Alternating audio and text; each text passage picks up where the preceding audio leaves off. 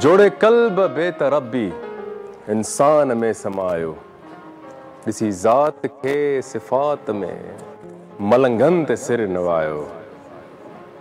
असलऊं हो सिर हकानी ला रैब ला मकानी, मंझ रम्ज़ लय नूरानी पोइ तूर कंहिं जलायो। जोड़े कल्ब बेतरब्बी इंसान में समायो। अस्सलाम वालेकुम व्यूअर्स, मां तव्हांजो पंहिंजो मेज़बान आसिफ़ सियाल, तव्हांजे मनपसंद प्रोग्राम सलाम सिंध सां गॾु ऐं मूंसां गॾु असांजो महबूब, असांजो प्यारो, असांजो सुहिणो म्यूज़िशन, सीनियर म्यूज़िशन बादल राई साहब असां सां गॾु। बादल भाई, तव्हांखे बि वेलकम पिया कयूं हिन ख़ूबसूरत सुबुह जी घड़ियुनि में। वाह वाह, जेकॾहिं इहो तव्हांजा हथ तरंदा रहनि हिन कीबोर्ड ते ऐं कचहरी बि गॾु हलंदी रहे त कचहरी में असांखे मज़ो ईंदो, यकीन तव्हांखे बि मज़ो ईंदो। सो लॻे थो राति जेको आहे सो को शो वग़ैरह हुयो न शो 14 अगस्त जा जो सेलिब्रेशन हुई, पोइ कीअं रही सेलिब्रेशन? चलो चलो सही आहे बादल भाई, कचहरी कयूं था पाण। कल्ह तव्हांखे ॾाढो यादि कयोसीं, कल्ह बादल भाई जी कमी महसूसु थी असांखे। हो बि ॾाढा सुठा म्यूज़िशन सां नवां असां आंदासीं, पर बादल केरु सॾाए, ठीकु आहे न। बारिश कीअं थींदी, सुरनि जी बारिश जेको आहे सो बादल ई करे सघे थो।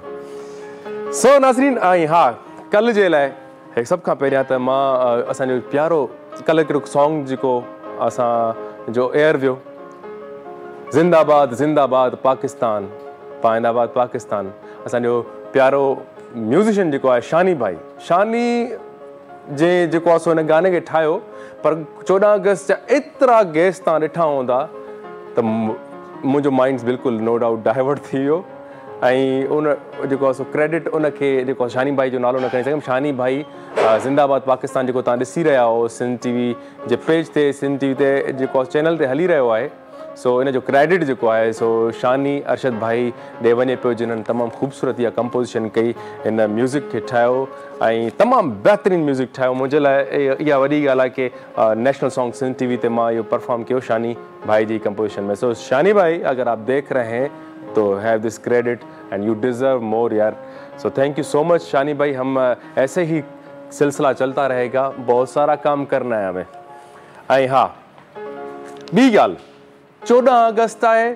14 अगस्त ते असां जीअं पंहिंजा ख्वाब सजाईंदा आहियूं न, ख्वाब सजाईंदासीं, गोल्स ठाहींदासीं, पंहिंजूं ग़लतियूं पॉइंट आउट कंदासीं त कहिड़ियूं कहिड़ियूं ग़लतियूं थियूं, कहिड़ियुनि कहिड़ियुनि ग़लतियुनि ते जेको आहे सो असांखे ओवरकम करिणो आहे। 14 अगस्त जी ॻाल्हि कयूं त कल्ह ॾाढियूं ख़ुशियूं जिथे हुयूं त कुझु ग़म जो बि वाइब्स असां कया आहियूं, माण्हुनि जे अल्फाज़नि जे थ्रू, माण्हुनि जे रवैये जे थ्रू। माण्हुनि जेको आहे सो काफ़ी कंप्लेंट्स करणु शुरू करे ॾिनियूं जॾहिं कचहरी कईसीं, स्पेशली जॾहिं मुंहिंजो गानो आयो त उन्हनि चयो यार छा पाकिस्तान, असांखे पाकिस्तान छा ॾिनो आहे, पाकिस्तान असां वटि सफ़ाई आहे, असां वटि बेरोज़गारी लॻी पई आहे, डिफॉल्ट थो कंदो वञे, हीअं आहे हूअं आहे, यार छो पाकिस्तान, छा अहिड़ो छा कयो आहे पाकिस्तान जो तूं गाना थो ॻाए पाकिस्तान जा। सो यकीनन तकलीफ़ थींदी आहे ॿुधी करे इहे लफ़्ज़, इहे कड़ा लफ़्ज़, इहे कड़ियूं हक़ीक़तूं बि आहिनि। पर कॾहिं असां सोचियो आहे कि इहो सभु कंहिं कयो आहे?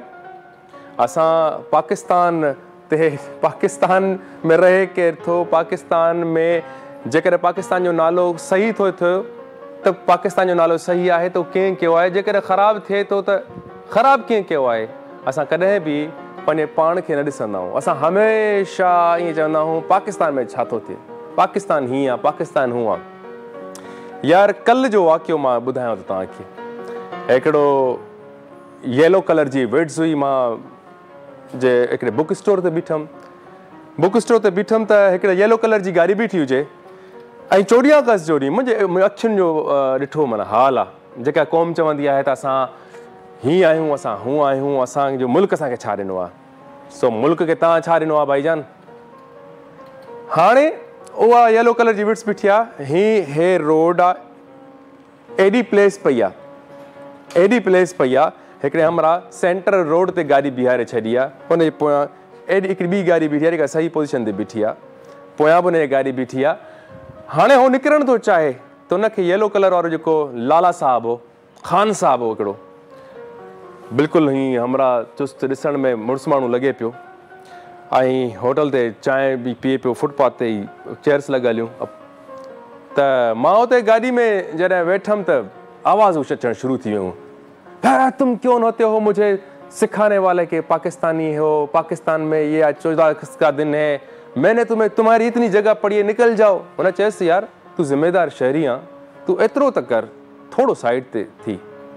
सो हुन माण्हू खे उहा शइ एॾी अनापरस्ती जो हुनखे इहा शइ बर्दाश्त न थी की तूं मूंखे छो ॿुधायो त मां गाॾी हिते खड़ी कई आहे ऐं मां तुंहिंजे चवण ते छो भला हेॾे कयां, वॾो आयो कानून सेखारण वारो। सो उन अहिड़े तरीक़े सां उन्हनि सां सुठो इंसानु हो जंहिं उनखे पॉइंट आउट कयो, बदतमीज़ी कई, हुन लिटरली बदतमीज़ी कई। सो जेकॾहिं अहिड़ा बदतमीज़ माण्हू हूंदा त वाक़ई में पाकिस्तान कम जेको आहे सो तरक़ी न कंदो। ऐं मूंखे हुन माण्हू जी पोइ उते सुठो माण्हू बि हो जंहिं जेको आहे सो हुनखे पंहिंजी ज़िमेदारी जो अहसासु ॾियारियो की थोरो हाणे अहसासु ख़्यालु कर, हे सही आहे, ग़लति बीठो आहे। ऐं कुझु ज़िमेदारी असांजी बि हुई, बिकॉज़ मां पंहिंजी फैमिली सां हुअमि। मां पहिरियां सोचियो त हिन में इंटरफेयर कयां, हुनखे हमरा अकेलो थी पियो आहे, हमरा अकेलो थी पियो आहे, त लाला ख़ान साहब त विड़ी पियो अथसि ऐं हू ॻाल्हि त चङी कई आहे, पर असां में मां पर्सनली ॿुधायां मूंखे एतिरी डेर न थी हुन टाइम, बिकॉज़ मां फैमिली सां हुयमि। थी सघे थो झगड़ो थी वञे, थी सघे पियो त अहिड़ी काई ॻाल्हि थी वञे आहे त मुंहिंजा ॿ ॿार फैमिली डिस्टर्ब थी वञे आहे। सो उनजे करे मां बि थोरो उहो ते रिग्रेट फील कयो त यार हिनखे चवणु खपे आहे, छो जो अकेलो माण्हू हुन सां चढ़ाई थी वई, 3-4 ॼणा लाला चढ़ी आयसि मथां। सो हक़ीक़त इहा आहे की अहिड़ा माण्हू बि, अहिड़ा बि किरदार आहिनि जंहिंखे तव्हां सही ॻाल्हि चवंदो न त यार हे छो थो करे, हे विढ़ंदा तव्हां सां, रिएक्ट कंदा, त कोशिशि कयूं त असां ॿधी थी करे। त जेको शरीफ़ माण्हू हूंदो आहे न, जेको पंहिंजी इज़त जो बचाव कंदो आहे ऐं उहो न चाहींदो त यार मां हलंदे फिरंदे कंहिंसां फॾो कयां, पर तव्हां फॾो न कयो। पर सुठा माण्हू, सुठा शहरी जेके बि आहिनि, सुठा सिटीज़न्स जेके आहिनि न, जॾहिं बि को अहिड़ो बदतमीज़ कैरेक्टर जेको पाकिस्तान जे कानून जी भनकड़ी करे, पाकिस्तान जे नाले जी ख़राबी करे, त उते सभु गॾिजी वञो ऐं उन माण्हू खे वठो, इज़त सां सम्झायोसि, उनखे पंहिंजी ज़िमेदारी जो अहसासु ॾियारियो। तरीक़ा खोड़नि, रुगो फॾो न आहे, चंबा वंबा न हणणा आहिनि, धक न हणणो आहे। सो उन में तव्हां जेको आहे उनखे प्यार सां सम्झाए करे, ॾाढा हूंदो न घणा, न बि विढ़ंदुसि तॾहिं बि उहो हमरा जेका बि ले हूंदसि लही ईंदो। सो इहा हक़ीक़त आहे। ऐं ॿी ॻाल्हि के इहा त मां आवाम जी ॻाल्हि कई, आवाम जी इहा बि ग़लती आहे की उहा चूंड जेको आहे सो कंदा आहिनि जेके हुकुमराननि जी, उहा चूंड में बि नाकाम हूंदा आहिनि। पोइ चवंदा आहिनि त असांजे हुकुमराननि छा कयो आहे। अदा हुकुमरान जेके आहिनि आया बि तव्हांजी चॉइस सां आहिनि न साईं। जेकॾहिं हाणे इहो शुरू खां थींदो आयो आहे की असां हुकुमराननि खे घणो ॻाल्हाईंदा आहियूं, घणो कुझु ॻाल्हाईंदा आहियूं। अदा तव्हांखे ॻाल्हाइणो आहे त तव्हां इलेक्शन खां जॾहिं वोट वठणु ईंदा आहिनि त तॾहिं ॻाल्हायो न। हाणे असांजे मोरेज जा हाल ई आहिनि, ड्रेनेज, गटर लाइन, हे हो, ॾाढी कैंपेनिंग हली, लाइब्रेरी न आहे, हीअं आहे, असां ॾाढी कैंपेनिंग हली, ॾाढा मसाइल असांजे नौजवाननि उथारिया, ॾाढियूं शयूं सुठियूं पॉज़िटिव थियूं हिन जेके सीटुनि ते हुकुमरान वेठा। पर एंड ऑफ द डे छा थियो, नौजवान जी स्ट्रगल आस्ते आस्ते असरु लाथो। ट्विटर ते टॉप ट्रेंड वियो की लाइब्रेरी जेको आहे सो ठहणु खपे, उन्हनि मजबूर थी बि विया। पर छा आहे जो इन्फ्लुएंस थींदे बि टॉप ट्रेंडिंग माना ट्विटर ते थी आहे, पोइ बि इम्प्लीमेंट न आहे। माना हिननि खे, असांजे हुकुमराननि खे एतिरो त माना ख़बर आहे की हे माण्हू वक़्तनि जेको आहे न, हे थोरी कंदा आहिनि, डरा थी वेंदा आहिनि, त पोइ हुन शइ जो नाजाइज़ फ़ाइदो वठंदा आहिनि। सो दोस्तो, पाकिस्तान खे असां जेकॾहिं तरक़ी याफ़्ता ॾिसण था चाहियूं त पहिरियां पंहिंजे कम्यूनिटी वाइज़ तव्हां छॾे ॾियो त तव्हांखे फलाणो वज़ीर आज़म छा थो करे, फलाणी पार्टी छा थी करे। साईं तव्हां पंहिंजे राइट्स जी ॻाल्हि कयो, तव्हांजी कम्यूनिटी में छा मसइला मसाइल आहिनि। सभ खां पहिरियां तव्हां पंहिंजी कम्यूनिटी में ॾिसो, पाणी जो मसइलो आहे, छा जो मसइलो आहे, ऐं तव्हांजी कमु तक जो जेको आहे सो MPMN जो छा कमु हूंदो आहे त तव्हांजे असेंबलीज़ में उते तव्हांजी आवाज़ु उथारे न तव्हांखे चूंड। मां घणा अहिड़ा पंहिंजे मोरे जा अहिड़ा बि हुकुमरान ॾिठा आहिनि जेके सूबाई जेको आहे सो हुन में वेठा आहिनि, क़ौमी असेंबलीज़ में वेठा आहिनि, ख़ुदा जो कसम आहे उन्हनि खे ॻाल्हाइण तक न ईंदो आहे। तव्हां सुठो ॻाल्हाईंदा हूंदो घर में, तव्हां सुठो माना तव्हांखे नॉलेज हूंदी, उन्हनि खे ख़बर न आहे त असेंबली में ॻाल्हाइणो कीअं आहे। जॾहिं उन्हनि वटि वेंदा आहियूं त इवन सुठियूं तंज़ीमूं जॾहिं वेंदियूं उन्हनि खे अप्रोच कंदियूं त साईं हे केस आहे न ते थोरो ॻाल्हायो त सही असांजे राइट्स जे लाइ, पर जंहिं लाइ मूंखे ख़बर न आहे लिखी ॾे। सो अहिड़ा बि माण्हू वेठा आहिनि। सो हिननि खे चूंड कंहिं कई आहे, चूंड तव्हां कई आहे। पर हाणे हिकिड़ी ॻाल्हि ॿुधो, मां वरी चवां थो, सॉरी टू से सियासी प्रोग्राम न आहे, पर छा आहे जो असांजे राइट्स जी बि ॻाल्हि आहे। असां हिते जेकॾहिं वेठा आहियूं त पंहिंजे राइट्स जी ॻाल्हि करे सघूं था। ऐं राइट्स में मुंहिंजे ॿारनि जा राइट्स आहिनि, मुंहिंजी फैमिली जा राइट्स आहिनि, मुंहिंजे घर जा राइट्स आहिनि, मुंहिंजे ॻोठ जा राइट्स आहिनि, मुंहिंजे शहर जा राइट्स आहिनि, मां हुन ते ॻाल्हाए सघां थो। सो जेको बि तव्हां वटि हुकुमरान अचे, हिन टाइम सरगर्म लॻा पिया आहिनि, मार्केट गरम लॻी पई आहे, हीअ बीठा आहिनि नालनि जे मथां बीठा आहिनि जेके सॼो साल गुम हुया। सो अचनि था इन्हनि यारनि खां थोरी हिसाब किताब ज़रूरु कयो, हिसाब किताब हिननि सां ज़रूरु कयो ऐं सॼा हिसाब कजो। महिरबानी करे जॾहिं उहो मथे ते हथु रखनि ऐं तव्हांखे लॉलीपॉप ॾियण जी कोशिशि कनि त विकामजो न, सस्ता न थीजो। तव्हांजी वॾी क़दर आहे। 5 साल न हूंदा आहिनि, हिकु दफ़ो चढ़ी विया न 5 साल विया तव्हांजा त माना तव्हां 5 साल 50 साल पोइ तव्हांखे करे छॾींदा आहिनि। सो 5 साल न, हिकु ॾींहुं असांजे लाइ इम्पोर्टेंट आहे, हिकु ॾींहुं इम्पोर्टेंट आहे। हिननि खे तकड़ में वोट न ॾियो न। जेकॾहिं तव्हांखे उहो माण्हू सम्झ में नथो अचे, ख़बर अथव हिकु दफ़ो चीट करे वियो आहे। मौला अली अलैहिस्सलाम चयो आहे की आज़मायल खे वरी न आज़माइजो। सो हाणे ॿेली कुझु रहम कयो, तव्हांजे करे असां बि सफ़र कयूं था, तव्हांजे करे। रुगो ईअं न आहे की तव्हांजो ज़ाती इंट्रस्ट आहे, तव्हांखे चऊं त तव्हांखे हे फैसिलिटी ॾींदासीं, तव्हांखे हिकिड़ी नौकिरी ॾींदासीं। हिकिड़ी नौकिरी खे न ॾिसो, हिकिड़ी नौकिरी खे न ॾिसो, तव्हां इज्तमाही पंहिंजो जेको आहे सो इंट्रस्ट ॾिसो। तव्हांजे सॼे ॻोठ खे छा फ़ाइदो आहे, तव्हांजी सॼी कम्यूनिटी खे छा फ़ाइदो आहे। हिकिड़ी नौकिरी ते हिकिड़ो माण्हू यूज़ करे ऐं तव्हां ताईं कैंपेनिंग कंदा आहिनि। सो महिरबानी करे सॼे माण्हुनि जो सोचिजो ऐं हिकिड़े फ़र्द पंहिंजे सेल्फ इंट्रस्ट खे न ॾिसिजो। इहा हूंदी आहे ॿधी, इहा हूंदी आहे यकजहती, इहा हूंदी आहे ईमानदारी। सो ईमानदारी सां जेको आहे सो कमु कयो, सभिनी जो भलो थिए जंहिंसां। ऐं इहे अचनि था, हिननि सां हिसाब किताब ज़रूरु वठियो। इहे पजेरो तव्हांजे पैसनि सां आहे, इहे ठठ तव्हांजे पैसनि सां आहिनि। ऐं गॾु जेके आहिनि न वाह वाह करण वारा हिननि जा यार जेके तव्हांजा पंहिंजा अथव, इन्हनि खे पकड़ियो, इन्हनि खे चओ वाह वाह घटि कर, कम जी ॻाल्हि कर।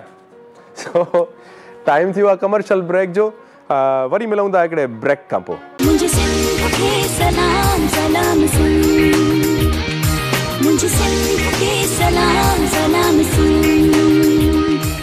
Welcome back viewers.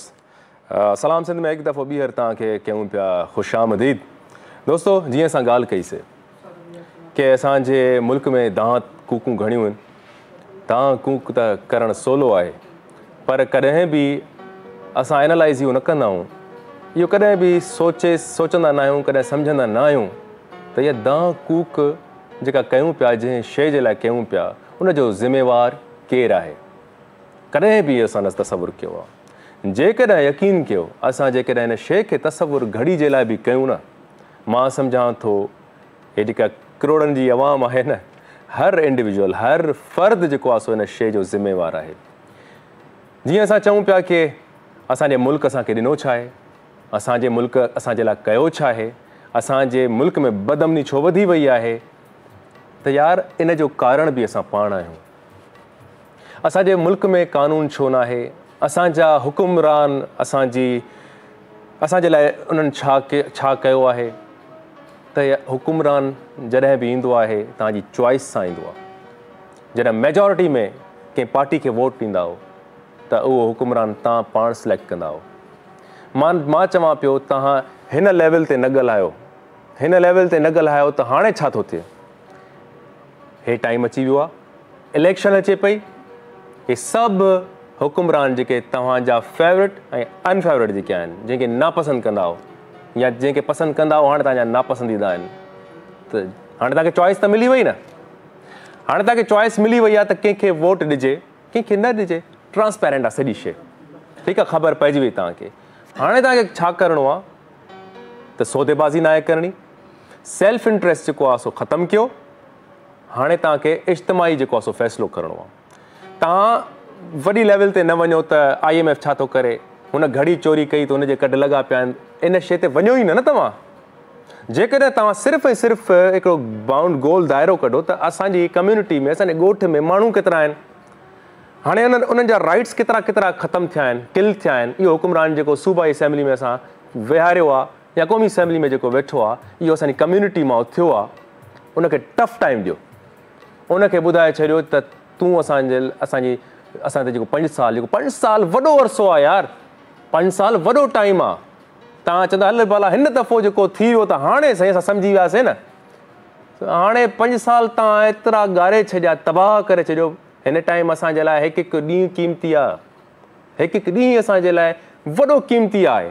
जॾहिं तव्हां ॾिसो पिया सिंध ॿरे पई, धाड़ेलनि जी का लॻी पई आहे, रोज़ बच्चो अगवा थिए पियो, ॿार अगवा थिए पियो, उन्हनि ते तशदुद कयो थो वञे, उन्हनि सां रेप कयो थो वञे यार। अञा इन्हनि खे तव्हां चांस ॾींदो? पाणी अचे थो त सॼो सखर भरिजी थो वञे, ॿेड़ियूं थियूं हलनि।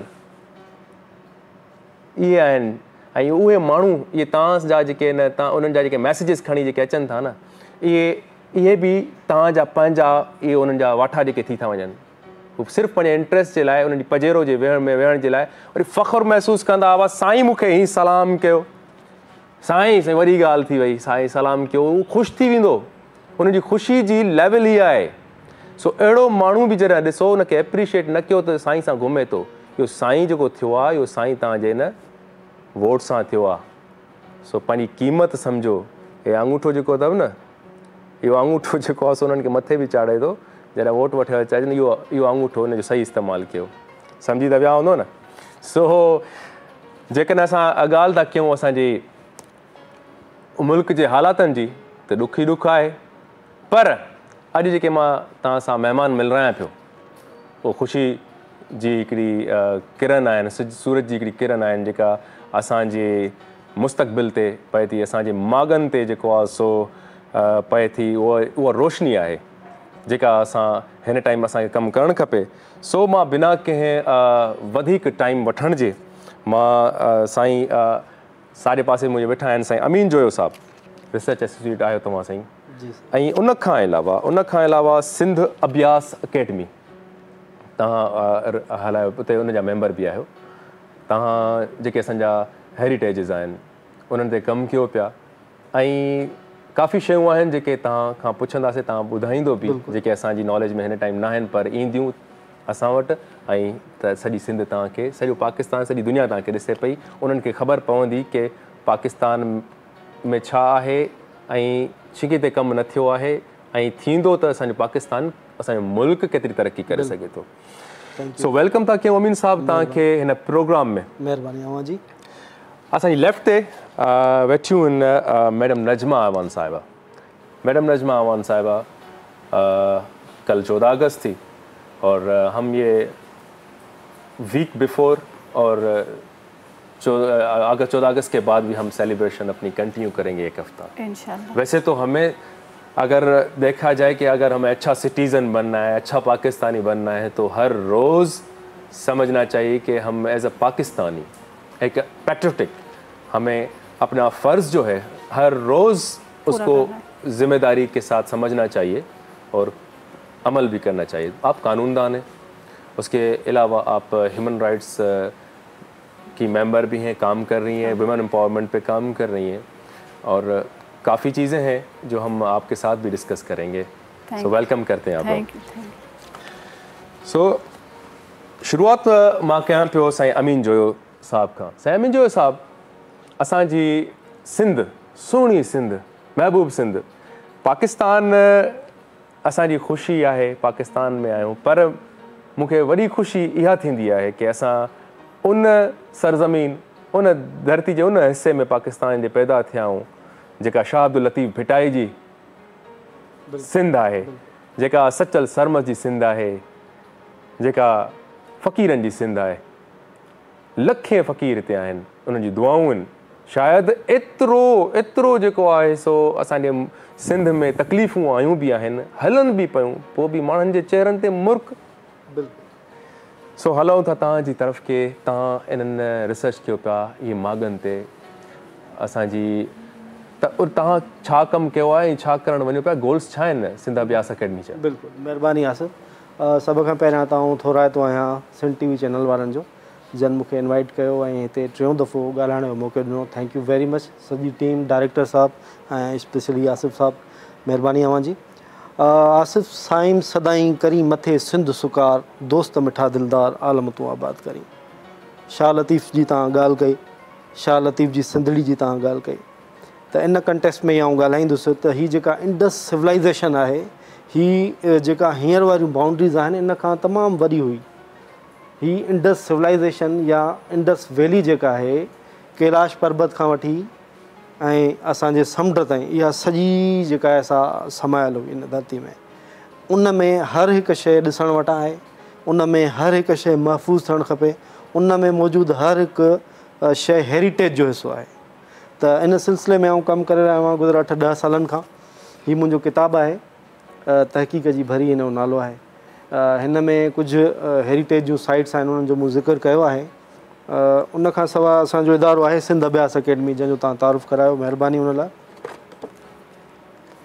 हिन में असां पढ़ाई सां गॾोगॾु प्रैक्टिकली पंहिंजे स्टूडेंट्स खे उन्हनि मागनि मकाननि, उन्हनि विज़िटिंग प्लेसिस या हिस्टोरिकल साइट्स ताईं वठी वेंदा आहियूं ऐं उन्हनि खे फिज़िकली उहा शइ घुमाईंदा आहियूं, ॾेखारींदा आहियूं। उते ऑन फील्ड लेक्चर थींदो आहे। उन सां इहा शइ थींदी आहे त हुननि में हिकिड़ी कैफ़ियत पैदा थींदी आहे, हुननि में उन्हनि शयुनि खे ऑन करण जी हिकिड़ी जेका आहे सा शइ पैदा थींदी आहे। उन खां पोइ हू उन्हनि खे प्रिज़र्व करण लाइ बि सोचींदा ऐं उनखे पंहिंजो कंदा, उन जे बारे में लिखंदा ऐं तहक़ीक़ बि कंदा। इहो ई असांजो कमु आहे जेको बेसिकली असां करे रहिया आहियूं ऐं इन जे ज़रिए ई असां पंहिंजी जेका ईंदड़ जनरेशन आहे उन्हनि ताईं हिकिड़ो पॉज़िटिव मैसेज पहुचाए रहिया आहियूं। इन करे हू पंहिंजियुनि शयुनि खे पंहिंजो कंदा, उते वेंदा, तहक़ीक़ कंदा, लिखंदा, पढ़ंदा, पंहिंजूं वीडियोज़ ठाहींदा, यूट्यूब चैनल ते अपलोड कंदा। अहिड़े तरीक़े सां असांजी इहा शइ महफ़ूज़ थी सघे। अमीन जो साहब, ऐं इन जी असां वटि हिन टाइम सख़्तु ज़रूरत आहे। तव्हांखे ख़बर आहे असांजी सिंध मालामाल आहे, क़दीमी जॻहियूं आहिनि असां वटि, गोरखिल आहे, मोहनजो दड़ो आहे। मोहनजो दड़ो खे असां बि हिन टाइम उन सही तरीक़े सां, जेतिरी मां सम्झां पियो, वंडर्स में मतिलबु अचणु खपे हुनखे न, दुनिया ग्लोबली मतिलबु उनजी पहचान हुजणु खपे। बिल्कुलु आहे बि, पर असांजे माना असांजे माण्हुनि उनखे उन तरीक़े सां न कयो आहे। परॾे मां अची करे गोरो अचे थो जी, उहो उन ते कमु थो करे। पाड़ेसरी मुल्क जेको आहे सो उन मां उते मूवीज़ थियूं ठहनि। बिल्कुलु असां वटि जीअं तव्हां ॻाल्हि कई टेक्नोलॉजी में आहियूं, असां वटि फिल्म डायरेक्टर्स आहिनि, कमु पिया कनि, नौजवान फिल्म इंडस्ट्री में कमु पिया कनि। तव्हां ज़ाबिस्ट में आहियो, खोड़ सारा स्टूडेंट्स आहिनि। त इन शइ ते कुझु तव्हां डॉक्यूमेंट्री ठाही आहे या उन डॉक्यूमेंट्री आहे बि त छो न मंज़र आम ते आहे? बिल्कुलु आसिफ, तव्हांजो सुवालु बिल्कुलु वैलिड आहे ऐं हक़ीक़त बि इहा आहे त जेतिरी इंटेंशन उनखे वर्ल्ड हेरिटेज साइट जे हिसाब सां मिलणु खपे, ओतिरी अनफॉर्चुनेटली न मिली आहे। पर ईअं न आहे त बिल्कुलु असां ज़ीरो ते बीठा आहियूं। कुझु उन ते डॉक्यूमेंट्रीज़ ठहियलु आहिनि। उन जी 3D मॉड्यूलेशन जेका मूवी आहे तव्हां ज़रूरु ॾिठी हूंदी, नेट ते पई आहे, तव्हां सर्च कंदो त उन जी 3D मॉड्यूलेशन अची वेंदी। ऐं हाणे इन तरफ़ असां वञूं पिया, जीअं रनीकोट आहे, कारोंझर आहे, गोरखिल जी तव्हां ॻाल्हि कई, त इन्हनि सभिनी मागनि ते 3D मॉड्यूलेशन मूवीज़ ठहनि, एनिमेटेड जेके वर्जन आहे उहे मूवीज़ ठहनि ऐं असां पंहिंजे माण्हुनि ताईं ऐं पूरी दुनिया ताईं उहो मैसेज पहुचायूं। ऐं उन जे लाइ 3-4 इदारा कमु कनि पिया, उन्हनि जा नाला आउं हिते ॿुधाइणु चाहींदुसि पंहिंजे व्यूअर्स खे। हिकिड़ो आहे कल्चर डिपार्टमेंट असांजो, ॿियो आहे एंटीक्विटी डिपार्टमेंट ऑफ सिंध ऐं टियों आहे एंडोमेंट फंड ट्रस्ट। इहे इदारा गॾिजी कमु कनि पिया जेके हिस्टोरिकल साइट्स आहिनि उन्हनि खे प्रिज़र्व करण जे लाइ ऐं उन्हनि खे जेके ॿाहिरां माण्हू अचनि पिया उन्हनि खे फैसिलिटेट करण जे लाइ। उते म्यूज़ियम्स खुलनि पिया, उते रेस्ट हाउस खुलनि पिया। तव्हां जेकॾहिं रिसेंटली तव्हां जेकॾहिं गोरख विज़िट कयो आहे त तव्हांखे ज़रूरु ख़बर हूंदी त उते ज़बरदस्त हिकिड़ो रेस्ट हाउस ठहियो आहे जंहिंमें तमामु घणा माण्हू अकोमोडेट थी सघनि था, फैसिलिटेट करे सघे थो उन्हनि खे। बिल्कुलु अमीन साहब, असां तव्हां वटि अचूं पिया। असां वटि मिस नजमा अवान साहब आए। मैडम नजमा, जिस तरह से हम हेरिटेजेस की बात कर रहे हैं, हमारे जो कदीमी हमें जो प्लेसेस हैं, तो देखें वहाँ पे एक डेवलपमेंट का एक माफिया है जो काबिज़ होने के लिए किसी भी हद तक जा रही है, ठीक है। जिस तरह से अभी रिसेंटली कारून झर का एक अटैम्प्ट हुआ, वहाँ के लोकल लोग जो हैं, इंडिजीनस पीपल हैं, उन्होंने शोर मचाना शुरू कर दिया, ये थी अवेयरनेस। तो उस वजह से अभी तक बचा हुआ, लेकिन ये ऐसा भी अटैम्प्ट जो है पेंडिंग है, शायद अभी इलेक्शंस होने वाले, तो उन्होंने शायद अभी उसको हल्का रखा हुआ है। लेकिन इसके लिए कोई कानून साजी मतलब है कि ऐसी परमानेंट कानून साजी हो, तो क्योंकि कानून साजी फिर ऐसी भी हो जाती है कि फेवर में चली जाती है उनकी और फिर वो काबिज़ हो जाते हैं। तो ऐसा कुछ है प्लान को, कोई मतलब इस चीज़ को कोई टच भी ना करे, उसको डिक्लेयर किया जाए कि हेरिटेज है और इसको कोई भी नहीं ख़त्म कर सकता। देखिए, कॉन्स्टिट्यूशन ऑफ पाकिस्तान में जो है इनको प्रिजर्व करने का बाकायदा एक है कि ये हमारे जो हैं कीमती असासे हैं, इनकी जो रेनोवेट है या इनकी जो पॉलिसी है या इनकी जो केयरनेस है वो गवर्नमेंट, चाहे वो सिंध गवर्नमेंट में है तो सिंध करे, पंजाब में है तो पंजाब करे, अदरवाइज़ वफाक पे भी है लागू होता है कि वो इन चीज़ों को प्रिजर्व करके रखे।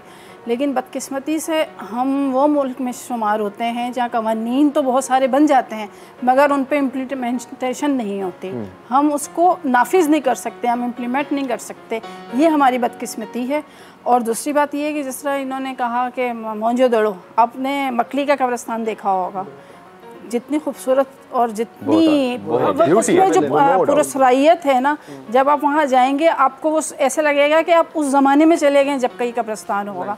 लेकिन आपने उसकी कंडीशन देखी है, रोना आता है कि ये हमारी हुकूमत को इसके फंड्स भी मिल रहे होते हैं, फंडिंग हो रही होती है, एक बजट एलोकेट किया हुआ होता है, लेकिन हम उस पर लगाने के बजाय हम अपने आप पे लगा रहे होते हैं। वही एक अफसोस से कहना पड़ता है कि अब जो कराची में लोग रहते हैं, ठीक है, अब ये मकली ठट्टा प्लेसेस हैं, वर्थ विजिटिंग प्लेसेस हैं, और लोग यहाँ पे बेचारे इतने मजबूर हैं। एक तो ऑलरेडी एक महंगाई का शिकार, फ्रस्ट्रेशन है, डिप्रेशन है, बीमारियों में जकड़े हुए हैं, टेंशन किस तरह से खाना है, किस तरह से सेव करना है, किस तरह से। तो हमारे पास एक प्लेस है सी व्यू, लेकिन वहाँ पे भी वो फैसिलिटीज़ अभी नहीं है। तो बहरहाल हम चलेंगे, डिस्कशन करते रहेंगे, बहुत कुछ है बातें करने के लिए, लेकिन अभी है टाइम एक गाने का। सो बादर भाई, अरे बादल भरियल इन सुरन सां या खाली करे आया और रात सॼो?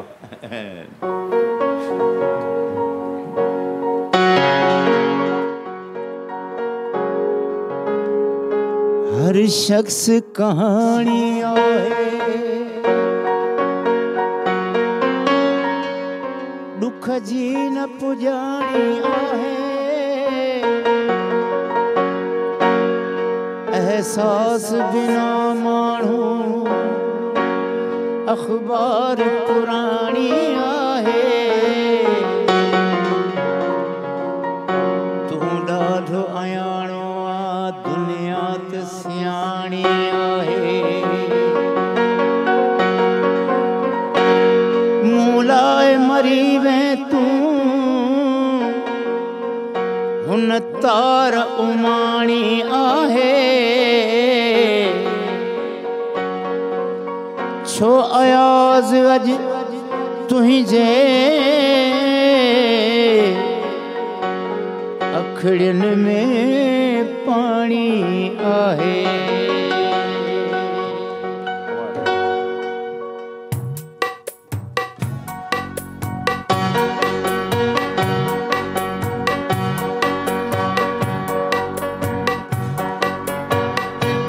रोज़ ताना नवा पई हणे ज़िंदगी,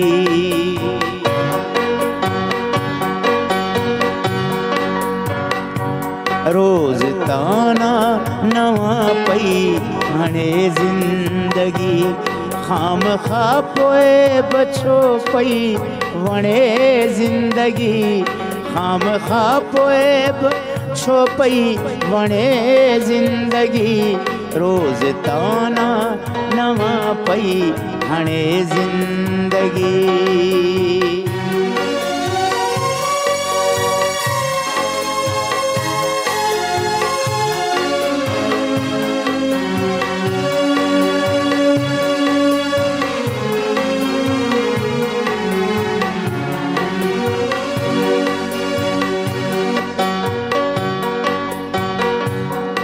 अज बहारुनि जी पहिरीं पिरहिया फुटी अज बहारुनि जी पहिरीं पिरहिया फुटी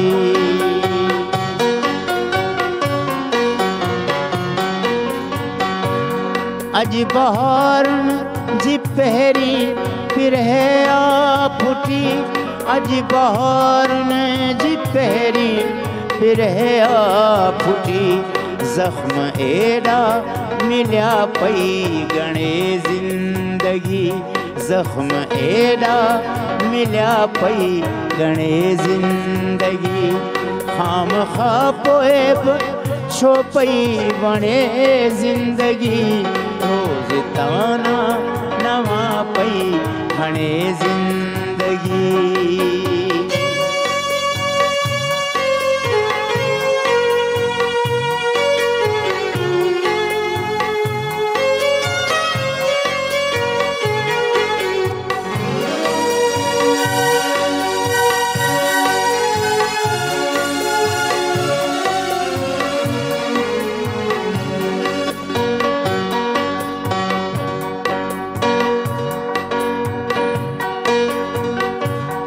राह जंहिं ते रहिया साथ सुॾका सदा राह जंहिं ते रहिया रात सुॾका सदा राह जंहिं ते रहिया साथ सुॾका सदा राह जंहिं ते रहिया साथ सुॾका सदा हर कदम छो ओढ़ा पई खणे ज़िंदगी हर कदम छो ओढ़ा पई खणे ज़िंदगी खामखा पोइ बछो पई वणे ज़िंदगी खामखा पोइ छो पई वणे ज़िंदगी रोज़ ताना नवां पई हणे ज़िंदगी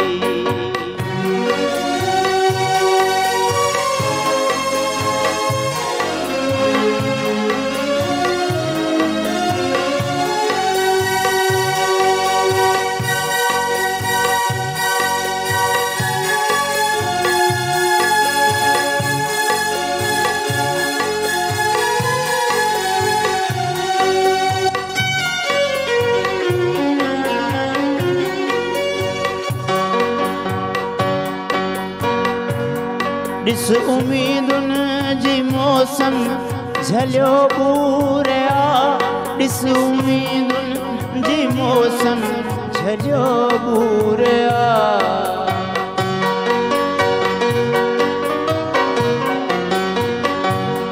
ॾिस उम्मीदुनि जी मौसम झलियो बूरिया ॾिस उम्मीदुनि जी मौसम झलियो बूरिया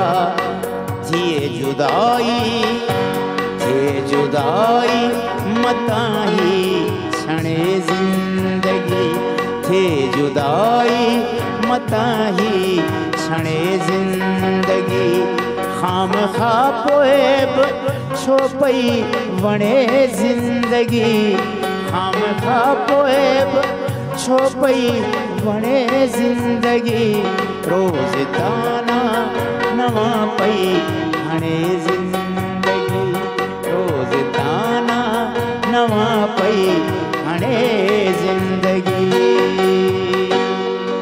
हाय ज़िंदगी वाह वाह ज़िंदगी वाह जो ॻायो अथई कमाल कमाल ऐं मोहम्मद अली अॼु तूं बि दर्द में थो लॻे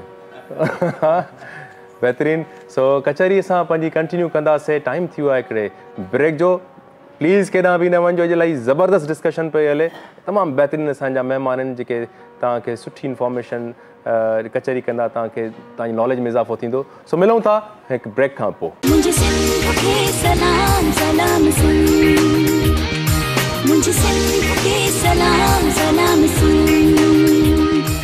हिकु दफ़ो ॿीहर भली कार हिन ब्रेक खां पोइ व्यूअर्स असांजा प्यारा महिमान वेठा आहिनि ऐं यकीन कयो की ॾाढी हिकिड़ी मायूसी वारी ॻाल्हि हूंदी आहे जॾहिं कोई चवंदो आहे असांजो मुल्क जेको आहे सो छा ॾिनो आहे असांखे असांजे मुल्क में छा थींदो असांजो मुल्क तबाह आहे सो उन्हनि मायूस माण्हुनि जे लाइ उहे जेके माण्हू हिमत हारे वेठा आहिनि या उन्हनि में पोटेंशियल आहे ई कोन, पाण में कुझु न हूंदो अथनि ऐं पोइ वरी मुल्क जी गिला करण में शुरू करे ॾींदा आहिनि। ईअं न आहे, असांजो मुल्क ख़ुशहाल आहे, असांजे मुल्क में घणो कुझु आहे डिस्कवर करण जे लाइ।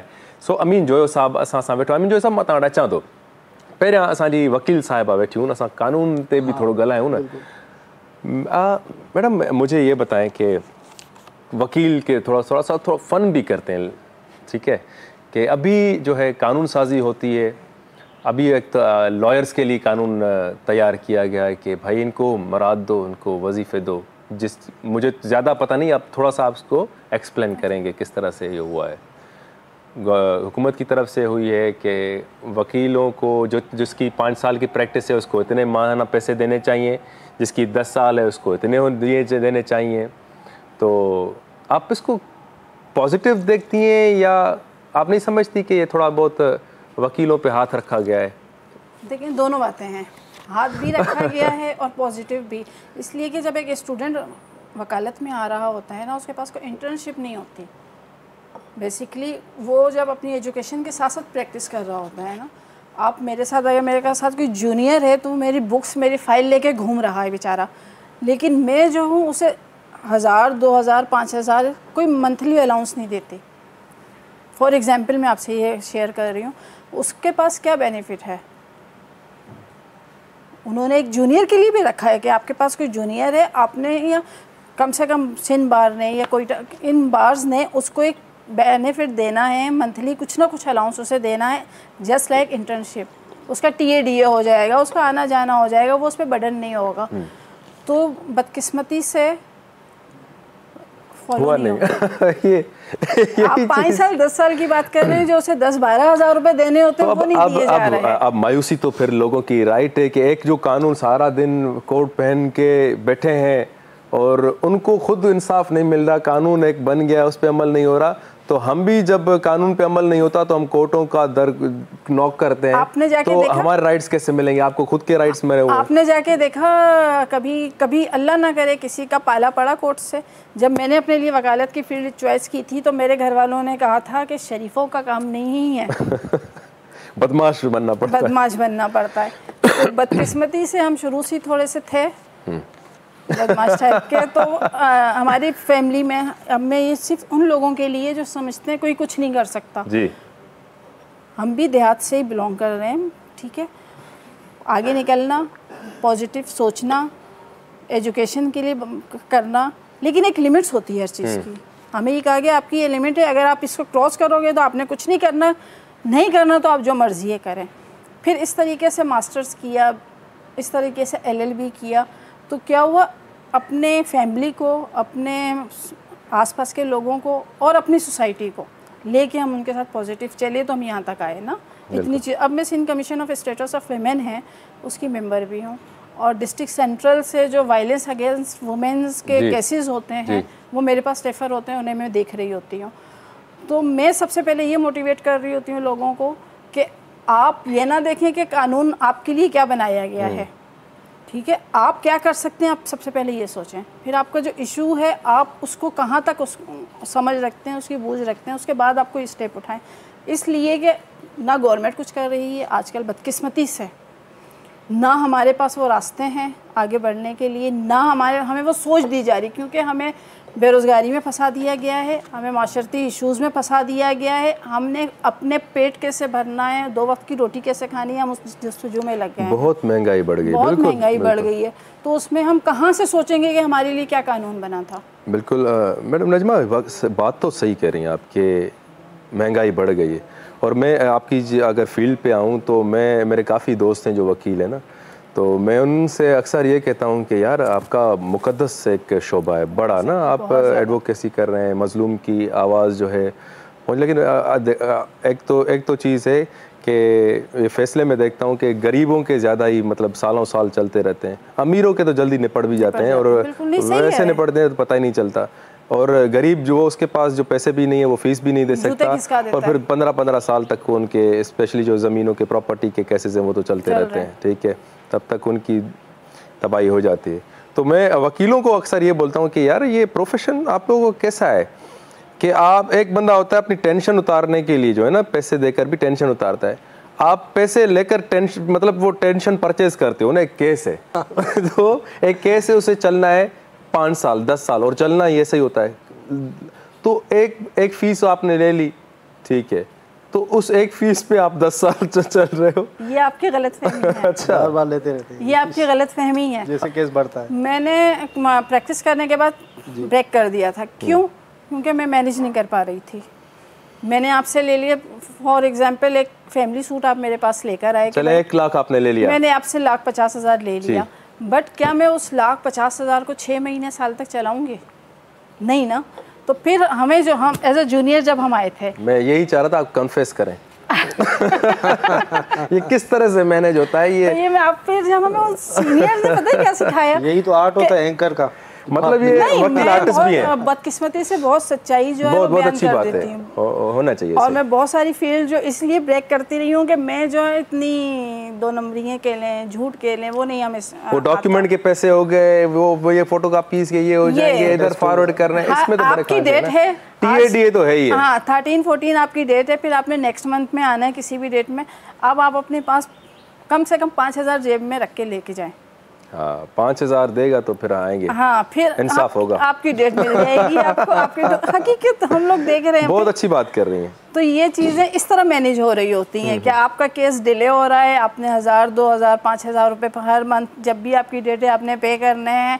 वो फीस आपकी एक जगह बाउंड हो गई, वो हमने खा पी ली। और अगली पार्टी अगर तगड़ी है, ठीक है, वो तो फिर कह रही है इसको डेट दे दो, डेट दे दो, आपका भी भला हो जाएगा उसमें। होता है तो 5,000 दूसरे अगले हफ्ते के निकल आएंगे। इस तरह चल रहा होता है। आप और बमुश्किल हमने कानून के साथ खेलना शुरू कर दिया है।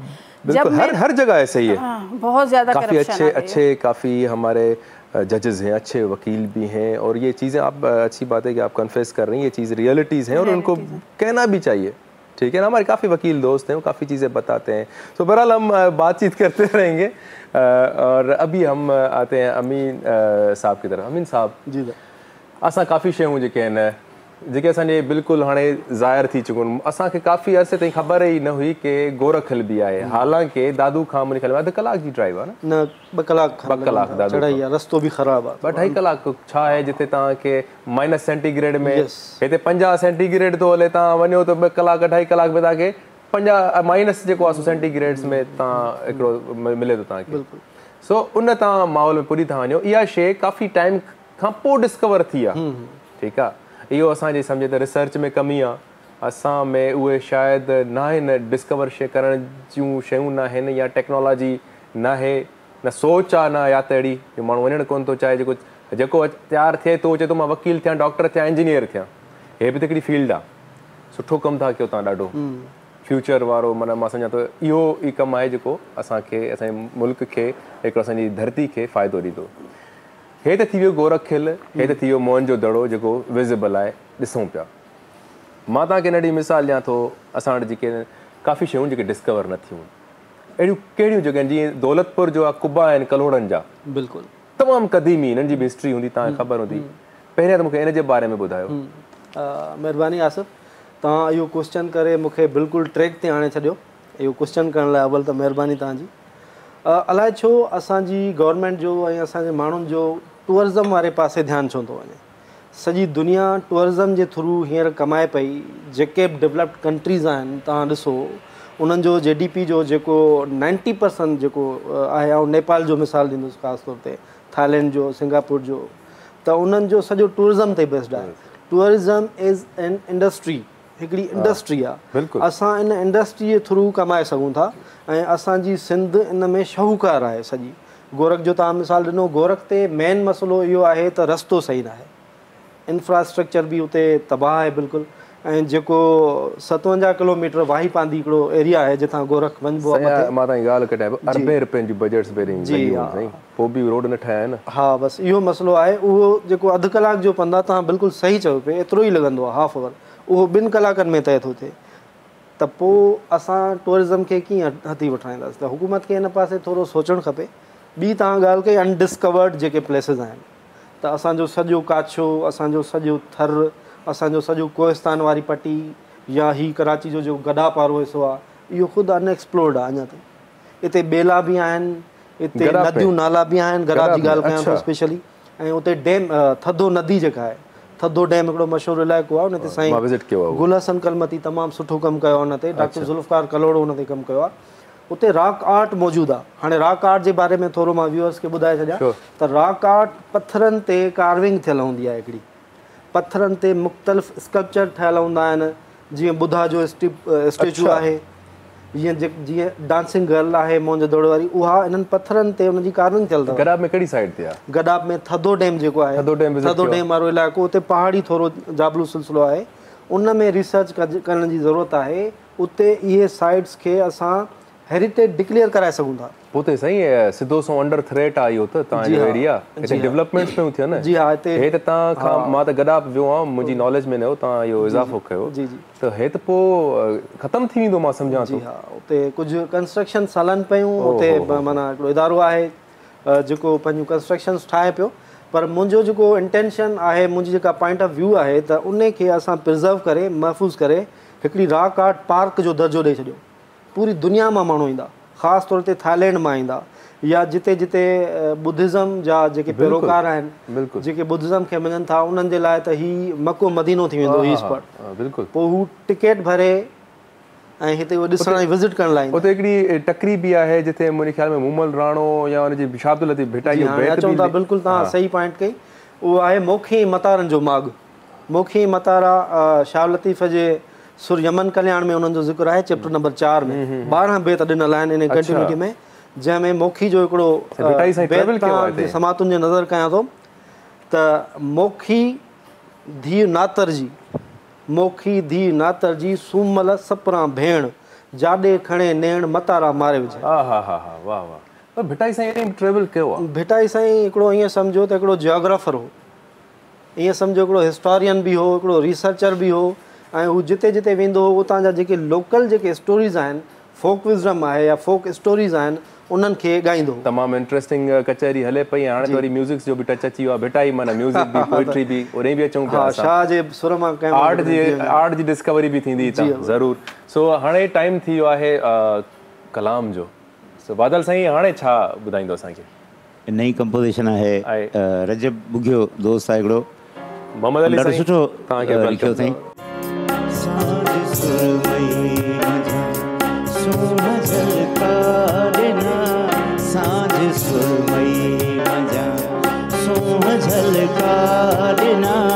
मोह मुर्गी चयो, मोह मुर्गी चयो, आओ मुंडे फिरी, आओ मुंडे फिरी, सांझ सुरमई मझा सोह झलका ॾिना।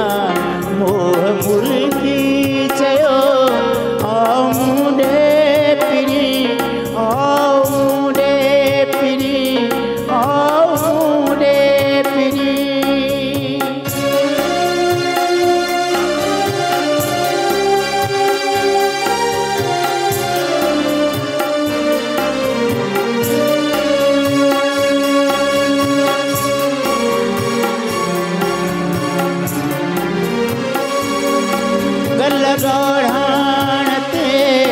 चंड चौडस खिड़िया,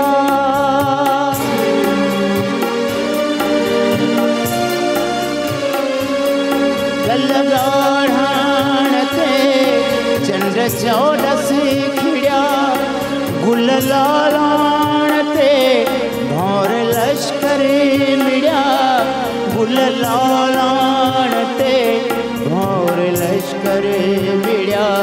चाहो चमकी पयो साह सुडका भरिया, चाहो चमकी पयो साह सुडका भरिया।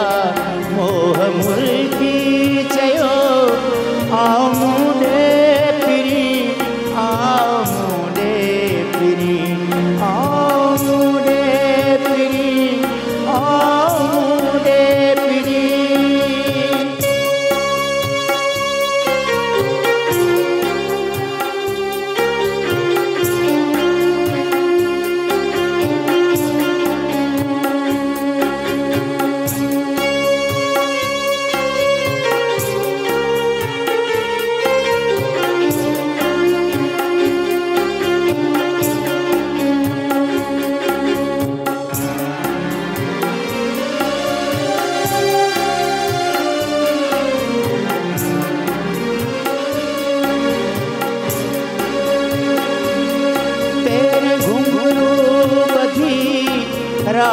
ॾाढो नची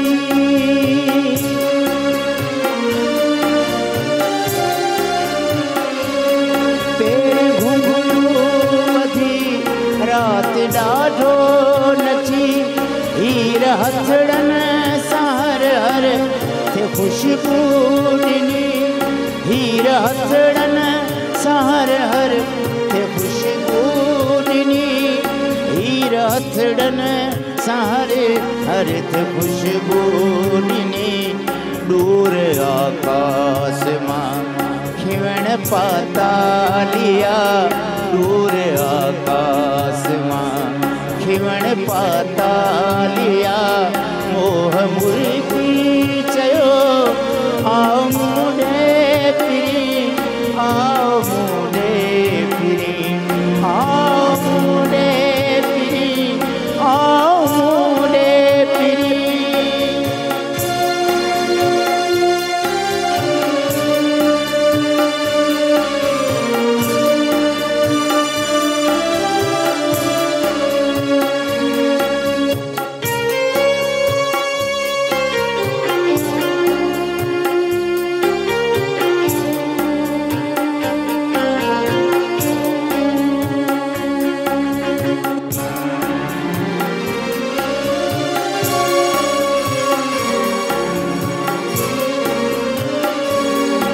अंग एहसास जा हाय ॾाढो लुछा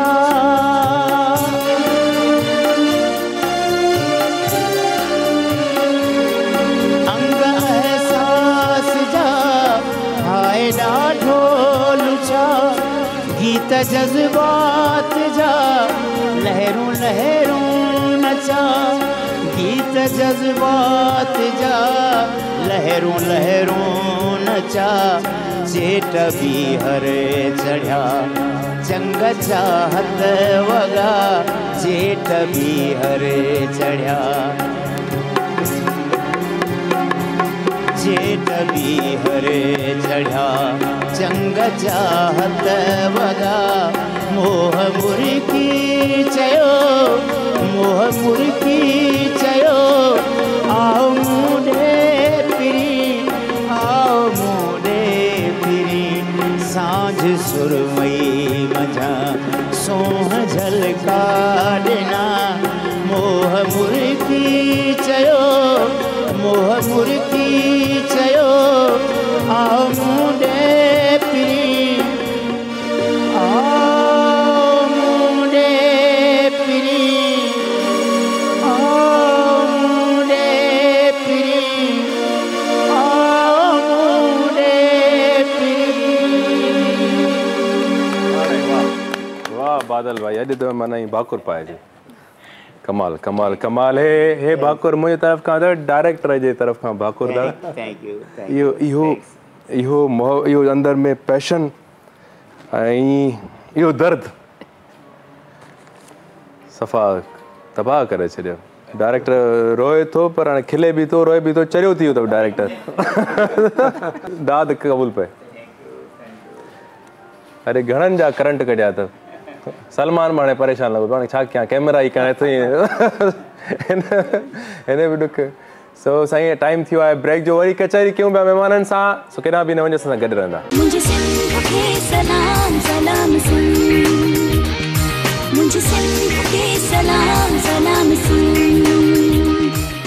वेलकम बैक व्यूअर्स असां सां गॾु तमामु सुठा ऐं ॼाणूं जेके आहिनि असांजे माॻनि जे बारे में असांखे ॿुधाइनि पिया असांजी तारीख़ जे बारे में ॿुधाइनि था ऐं उन्हनि खां मज़ीद असां साईं सां पंहिंजी डिस्कशन कंटिन्यू कंदासीं जीअं असां हिकिड़ो भिटाई जे इन दग जे ते तव्हां पोइट्री सूर्यमन कल्याण जो हिते आर्ट खे तव्हां डिस्कवर कयो जीअं तव्हां ॿुधायो त हुते आर्ट जो कमु थियल आहे उहो लैंग्वेज छा आहे उनजी छा हिस्ट्री आहे हाँ आसिफ़ ज़बरदस्त तव्हां क्वेश्चन पुछियो आहे इहो आउं सम्झां थो हीअ जेका फ्रेस्को पेंटिंग आहे this is the second face हीअ हिन जो ॿियो फेस आहे जेको पहिरियों फेस हो उहो हो लाइनुनि लकीरुनि जो शेप हो जेको सिर्फ़ु पथर ते माण्हू कंदा हुआ आउं सम्झां थो त जेके मेसोलेथिक मेगालेथिक या न्यूलेथिक पीरियड जा जेके माण्हू हुआ उहे पंहिंजे ख़्यालनि जो इज़हार जेको आहे उहो पथर ते लीकुनि या लकीरुनि जे ज़रिए कंदा हुआ मैसेज मन ॾियण जी कंदा हुआ, मैसेज ॾियण जी कोशिशि कंदा। राइट। अॼु बि तव्हां जॾहिं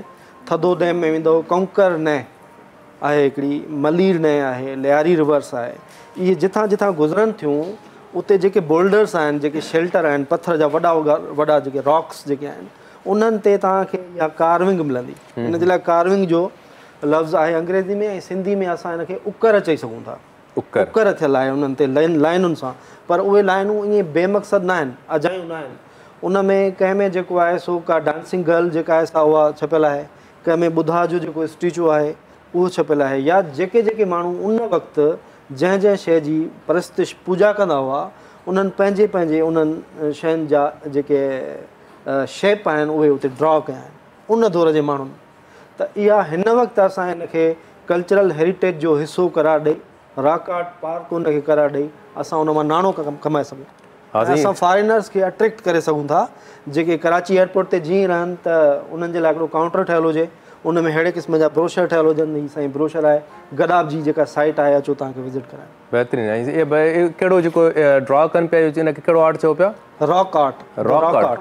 असां इन रॉक आर्ट जेको हिकिड़ा इहे माण्हू आहे जेके एंशियंट माना दौर जा माण्हू आहे, स्टोन एज दौर जा माण्हू आहे, जेको को मैसेज कंहिंजो मक़सदु हूंदो। बिल्कुलु। हाणे साईं जेको आहे सो तव्हां वञो हिननि तारीख़ी जॻहियुनि ते, असांजा रॉक स्टार रॉक आर्ट जेको आहे सो कनि था। A+S I love U phone number पंहिंजा लिखी था छॾनि। अनफॉर्चुनेटली हाणे इहे बि माण्हू अथव जेके तारीख़ी जेके मागनि खे तबाह करण वारा उते वञनि था, अहिड़ियूं हरकतूं था कनि। बिल्कुलु। इन्हनि माण्हुनि खे बि तमीज़ न आहे की वञी करे तव्हां वञो पंहिंजो रोमांस करिणो आहे त हिकिड़ो फ़ोटो कढाए अचो न।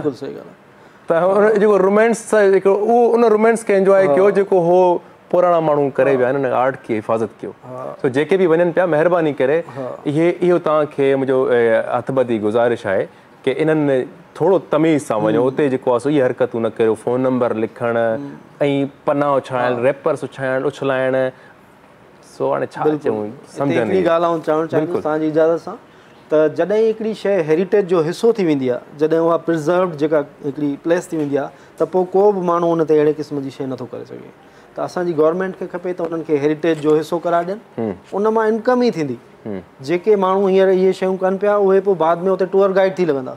उहे जेके ॿाहिरिनि दुनिया मां माण्हू ईंदा उन्हनि खे गाइड कंदा त हीउ ॾिसो असांजो हज़ारे साल पुराणो हीअ हेरिटेज आहे।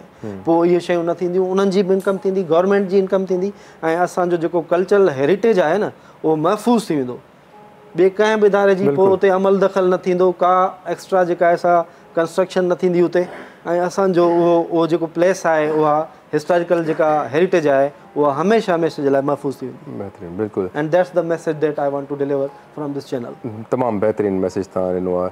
तो कानून में अभी कुछ मतलब इन चीज़ों पे कुछ काम हुआ है या किस तरह से हम इनकी रोकथाम, फिर से मैं वही कहूँगा कि कुछ मतलब अमली तौर पे इनको इम्प्लीमेंट करवाने के लिए भी कोई कानून है? इम्प्लीमेंट करवाने के लिए तो कानून यही है कि हम खुद उसको बार बार फॉलो करें और आवाज़ उठाएं। सबसे मेन चीज़ यही है, क्योंकि जो कानून एक बार बन गया है ना, उसमें आप क्या करेंगे इम्प्लीमेंटेशन, और वो किस तरह होगी जब हम उसको हम हो गए, सिविल सोसाइटी के लोग हो गए या हुकूमती इदारे हो गए, लोकल पीपल को लेकर साथ उनको अवेयरनेस देके फिर हम उसको इम्प्लीमेंट कर सकते हैं। अदरवाइज़ हम कुछ नहीं कर सकते। साफ क्लियर बात है। छोटी सी एक बात है, मैं एक ऑर्गेनाइजेशन के साथ कुछ अवेयरनेस कर रही थी और उसमें था कि निकाहनामा, मिसाल दे रही हूँ, फॉर एग्जांपल निकाहनामे में हमारे पास जो पॉइंट्स हैं, क्या हम लोगों ने कभी उनको पढ़ा है? मेरा निकाह हुआ तो मैंने तो नहीं पढ़ा जो सच है। हम लोगों को तो ये लाइनिंग लगा दी गई, लाइनिंग अभी भी लग रही है। जब हम लोग इस डिस्कशन में थे तब जाके मैंने वो एक एक पॉइंट पढ़ा कि इसमें लिखा हुआ क्या है, और फिर जब अवेयरनेस देनी थी तो जाहिर है हमने उस पर रिसर्च करनी थी। फिर हम लोगों ने क्यों नहीं कभी इस बात को गौर किया?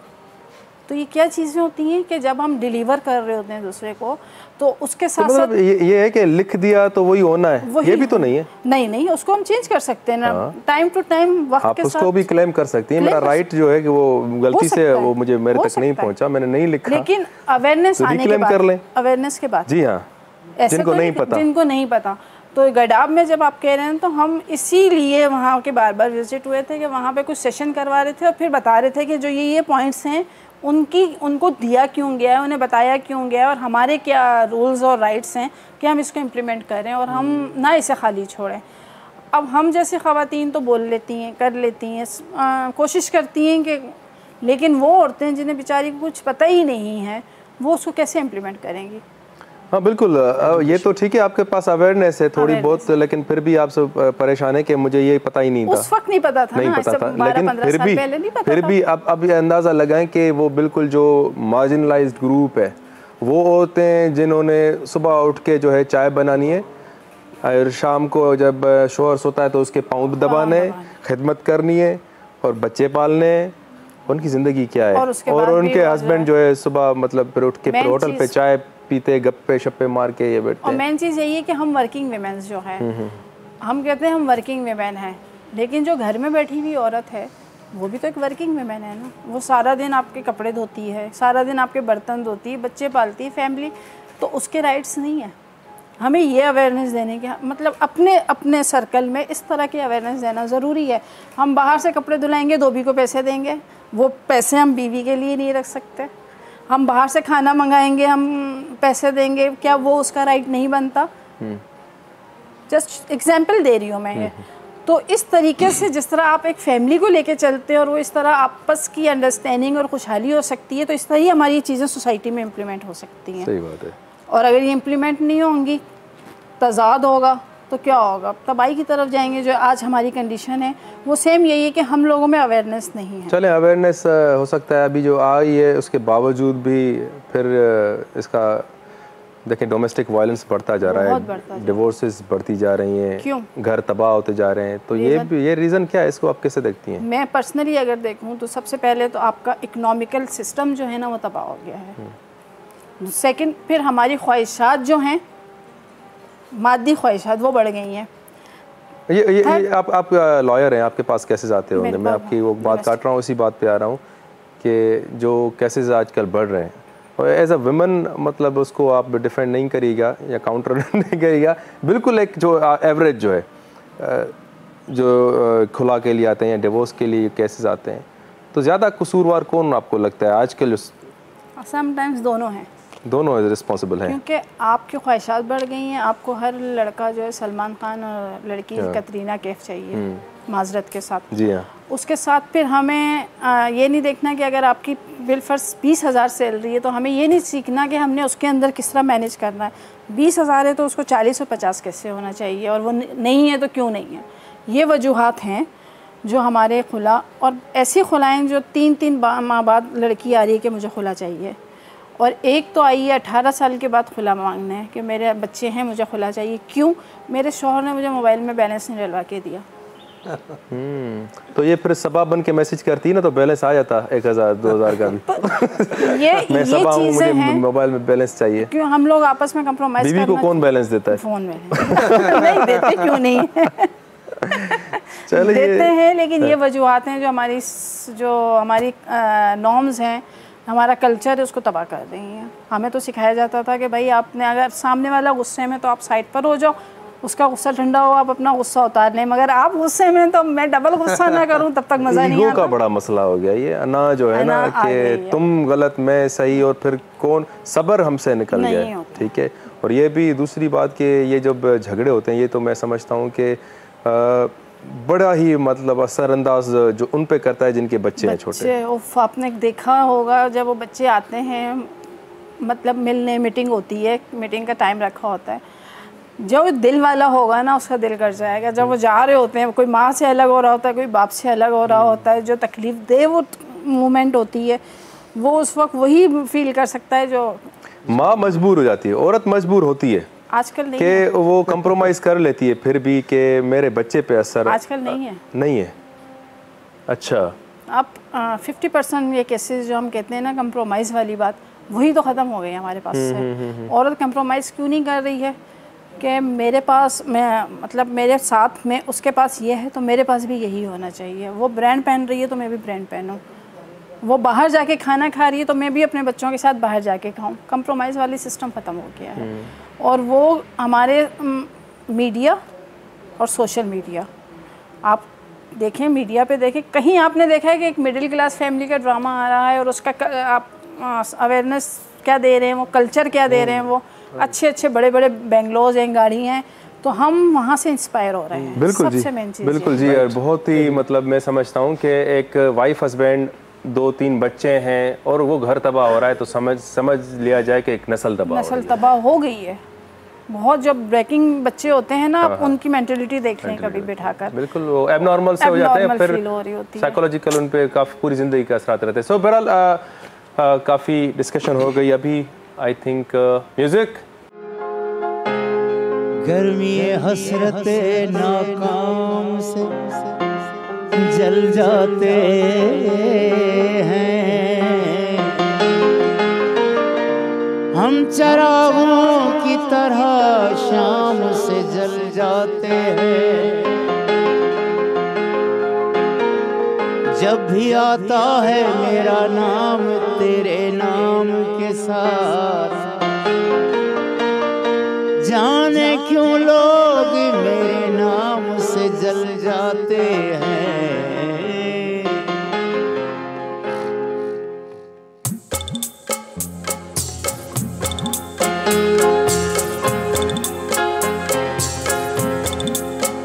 यारो यार तो किसी को भी दिलरुबा न कहो, है यारो यार तो किसी को भी दिलरुबा न कहो। बिठाओ दिल में जिसे फिर उसे बुरा न कहो, बिठाओ दिल में जिसे फिर उसे बुरा न कहो। ऐ यारो यार तो किसी को भी दिलरुबा न कहो।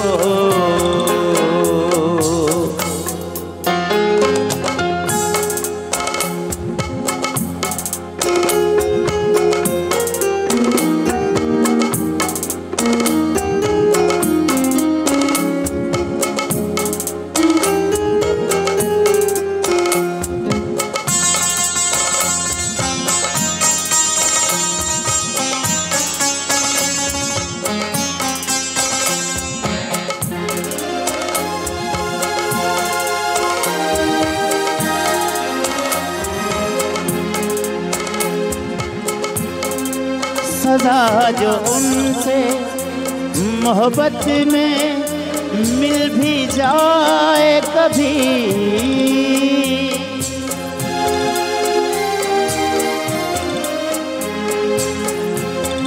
सदा जो उनसे मोहब्बत में मिल भी जाए कभी, सुरूर सांसों का समझो उसे सजा न कहो।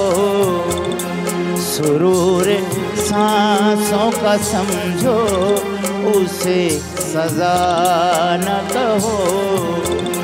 बिठाओ दिल में जिसे फिर उसे बुरा न कहो। ऐ यारो यार तो किसी को भी दिलरुबा न कहो।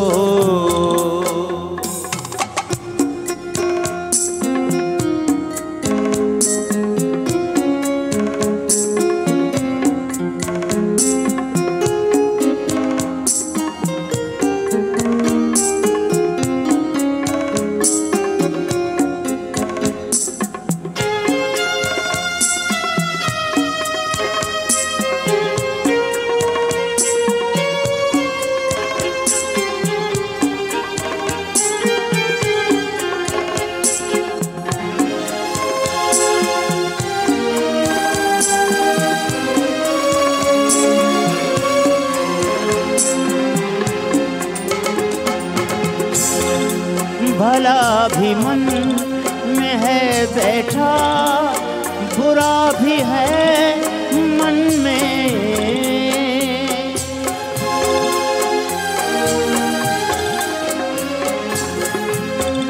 भला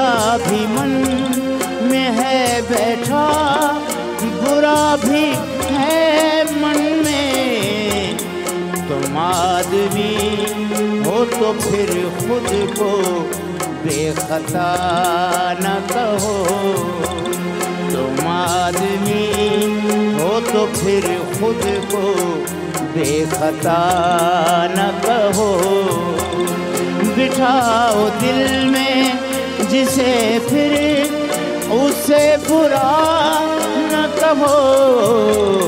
ऐ यारो यार तो किसी को भी दिलरुबा न कहो।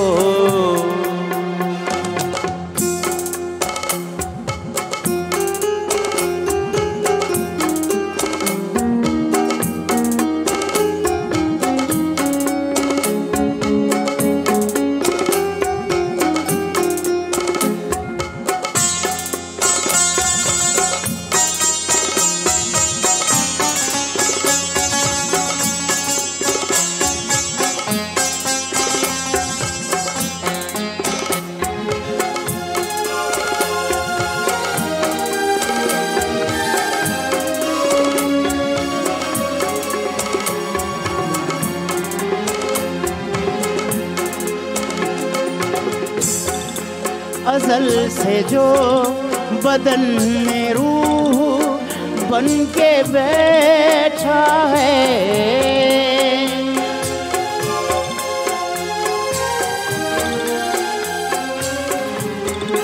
अज़ल से जो बदन में रूह बन के बैठा है। वो तेरी जान है ज़ाहिद, वो तेरी जान है ज़ाहिद, उसे जुदा न कहो। वो तेरी जान है ज़ाहिद, उसे जुदा न कहो। बिठाओ दिल में जिसे फिर उसे बुरा न कहो।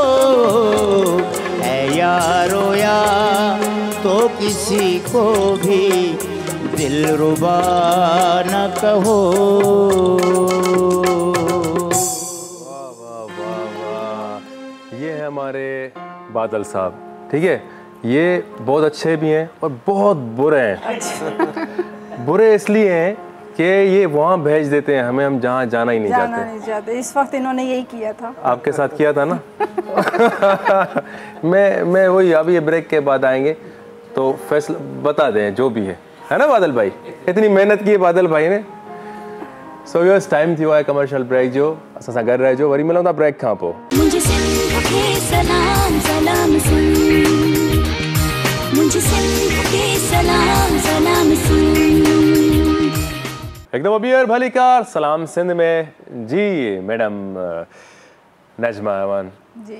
कानून भले कितना भी सख्त हो लेकिन दिल जो है हर किसी के पास है तो वो नरम होता है। तो आप कहाँ चली गई थी कि बादल भाई जब बजा रहे थे? नहीं माशाल्लाह इनकी आवाज़ बड़ी अच्छी थी और बड़े दिनों बाद हम इस तरह के इवेंट्स सुन रहे होते हैं, लाइव सुन रहे होते हैं तो शऊर या लाशऊरी तौर पे बिल्कुल म्यूजिक जो है वो थोड़ा रिलैक्स कर देता है। आप बिल्कुल कहीं और चले जाते हैं, ये है। चले ठीक है, अच्छी बात है, मतलब वापस आ जाए, होना चाहिए। आ गए ना आपने। चले सभी चले जाते हैं और डायरेक्टर भी कभी कभी हाँ आ गया वापस आ गया वो भी चला जाता है। साईं अमीन जो साहब हाणे असां टाइम आहे शॉर्ट, ठीकु आहे। हाणे कुझु असांखे अहिड़ी शइ ॿुधायो असांजे जेको आहे सो इन चेंज जे हिसाब सां, कुझु असांजी भलाई जे हिसाब सां, असांजे माॻनि जे हिसाब सां जेका थियणु खपे जेका न थी। ऐं ख़ासि करे मां उहा ॻाल्हि वरी रिपीट कंदुमि कि उहा कहिड़ी शइ आहे अञा जीअं असां डिस्कवर कयोसीं रनीकोट खे इलाही देरि खां पोइ कयोसीं, ठीकु आहे। अहिड़ी कहिड़ी प्लेस आहे जेका अञा डिस्कवर न थी आहे ऐं उनखे ज़रूरत आहे थियण जी? बिल्कुलु आसिफ़, आउं सम्झां थो त खीरथर माउंटेन रेंज जेका आहे, जेका असांजी जैकबाबाद खां वठी ऐं महाल कोहिस्तान जेको थाणो बुलाखान जो एरिया, जैकबाबाद खां वठी? जी हा। अच्छा, खीरथर माउंटेन रेंज दुनिया जी उहा माउंटेन रेंज आहे जंहिंमें 3 लाइन्स आहिनि ऐं 3 पैरेलल हिक ॿिए सां गॾु हलनि थियूं। उन्हनि में सिर्फ़ु हाइट जो थोरो घणो फ़र्क़ु आहे, उन ते तहक़ीक़ थियण जी ज़रूरत आहे। आउं सम्झां थो त research is a never ending process. तहक़ीक़ थियणु खपे, टीमूं तश्कील ॾिजनि जेके जंहिं शइ में माहिर हुजनि। हिकिड़ो जाग्राफी जो माहिर हुजे, हिकिड़ो एंथ्रोपोलॉजिस्ट हुजे, हिकिड़ो जियोलॉजिस्ट हुजे, हिकिड़ो आर्कियोलॉजिस्ट हुजे, हिकिड़ो आर्किटेक्ट हुजे। इहे 5 माण्हू ऐं उन्हनि सां हिकिड़ो मेडिकल जो अमलो गॾु हुजे ऐं इहो सॼो खीरथर माउंटेन रेंज जेका आहे इनखे डिस्कवर करण जी ज़रूरत आहे। साईं, मां इहा ई ॻाल्हि पियो कयां त असांजो हर ॿार जेको आहे सो वकील थिए पियो, इंजीनियर थिए पियो, एंटरप्रेन्योरशिप माना उन में लॻी पियो आहे, पर हे मां सम्झां थो फ्यूचर आहे। जी, ऐं फ्यूचर छा आहे, हे त पास्ट में हुजणु खपे। ठीकु आहे, इन ते इहो कमु न थियो आहे। उनजो मक़सदु इहो आहे, ज़ाहिरी ॻाल्हि आहे, हर को पंहिंजे लाइ ब्रेड एंड बटर जे लाइ करे थो न। आशिक़ अहिड़ा हूंदा आहिनि धरती जा जेके चाहींदा आहिनि त बाबा ठीकु आहे, पर मूंखे इहो करिणो आहे, ॻोल्हा करणी आहे, लॻी वेंदो आहे नेचर जे कढ, वाइल्ड लाइफ जे कढ।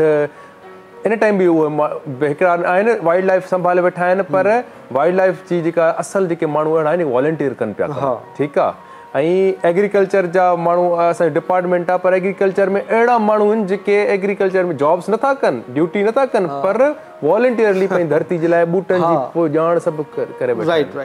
ठीकु आहे, सो अहिड़ा माण्हू अचणु खपे उन्हनि खे। सब्जेक्ट्स जेके आहिनि उनखे पढ़णु खपे, फॉलो करणु खपे, ऐं उन्हनि खे हुकूमत जी बि ज़िमेदारी करणु खपे। असल में पंहिंजे हड़ावड़ा केतिरो माण्हू कंदो, ऐं इहो एरियो जेको मूं ॿुधायो इहो तमामु घणो आहे। माज़ी में अहिड़ी हिकिड़ी टीम हुई जंहिंजो नालो हो Kirthar exploration and adventure society. उन में जेके माण्हू आहे उन्हनि जा नाला आऊं खणणु चाहींदुसि, जेके डॉक्टर कलीमुल्लाह लाशारी आहे, बदर अबड़ो साहब, पीज़ादो साहब हो, उन खां अलावा ऐं कुझु नाला हींअर विसरी विया आहिनि, पर कुझु माण्हू हींअर दुनिया में ई न आहिनि रहिया। उन खां पोइ उहा शइ ब्रेक थी वई, अहिड़ी ॿी का टीम तश्कील न थी सघी। सो आउं हिन चैनल जे ज़रिए उन्हनि इदारनि ताईं ऐं ॿियनि माण्हुनि ताईं हीउ मैसेज ॾियणु चाहियां थो त उहे अहिड़े क़िस्म जी टीम ॿी ठाहिनि या उनखे रिवाइव कनि जेका खीरथर जी एक्सप्लोरेशन करे, उन ते रिसर्च करे उन ते। ऐं ॿियो आम माण्हू जेको आहे उहो पंहिंजे हिसे जो कमु नथो करे, सही उन अवेयर ई न आहे त मूंखे छा करिणो आहे। That's what I want to say from this channel. इहो ई मुंहिंजो मैसेज। साईं अमीन जो साहब, तव्हांजी वॾी वॾी महिरबानी। नजमा मैडम, आपकी भी बहुत बहुत आपका शुक्रिया कि आप हमारे प्रोग्राम में आई और अपने जो है एक्सपर्टीज़ जो हैं और कानून के हवाले से भी आपने बताया लोगों को, यकीनन लोगों की रहनुमाई हुई होगी। हे टॉपिक्स अहिड़ा आहिनि, ऐं साईं तव्हां जेको एड्रेस कया ॿुधाया, इहे त माना रोज़ डिस्कस करण जहिड़ा आहिनि। असां जूं ॻाल्हियूं खुटी पवंदियूं पर असांजा माग न खुटंदा। ठीकु आहे न। सो इनशाला कचहरियूं क़ाइमु दाइम रहंदियूं, ऐं असांखे शर्फ हासिलु थींदो तव्हांजो जेको आहे सो इहो बुक बि पढ़ंदासीं। हा बिल्कुलु, मां इहो ई चयो, मां तव्हां चयो त सवेर मां न इहो पाण इन ते डिस्कस कंदासीं, पोइ तव्हां मूंखे इहो बुक जो तस्वीरूं कढंदासीं। थैंक यू सो मच, तहक़ीक़ जी भरी। सो तव्हांजो अमीन जो साहिबु बुक आहे बिल्कुलु एडिशन थी वियो लाइब्रेरी में। Thank you so much. So तव्हांखे सिंध जिते ख़ुशहाल आहे, सिंध में हर शइ आहे, काई अहिड़ी शइ न आहे जेका असां सम्झूं त मालामाल थी वेंदासीं जेकॾहिं असां हुन ते थोरो बि फोकस कयूं। पर सूरनि ते इन जे करे ॻाईंदासीं, हिन धरती सूरनि में आहे जो उन्हनि ते कमु न पियो थिए, कोई सचाई नथो करे, कंहिंजो इंट्रस्ट न आहे। पोइ हे प्रोग्राम पंहिंजी पुॼाणी ते हिन कलाम सां गॾु थींदो। अनवर पीरज़ादा साहिब जी पोइट्री आहे, ऐं भिटाई खे दां आहे। हिन धरती में जेको ज़ुल्म थिए पियो, खून थिए पियो, तपियल धरती आहे। वाह वाह, पोइ साईं उन साईं खे डेडिकेट था कया पिया।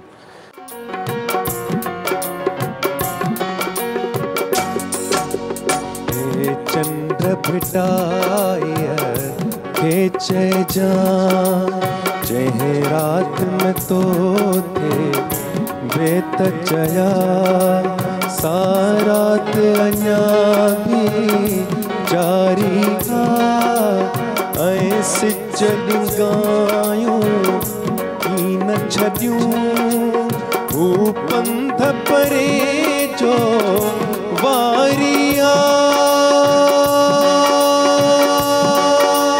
मां कंहिंसां पंहिंजा सूर सना। ए चंद्र भिटाई खे चइजां,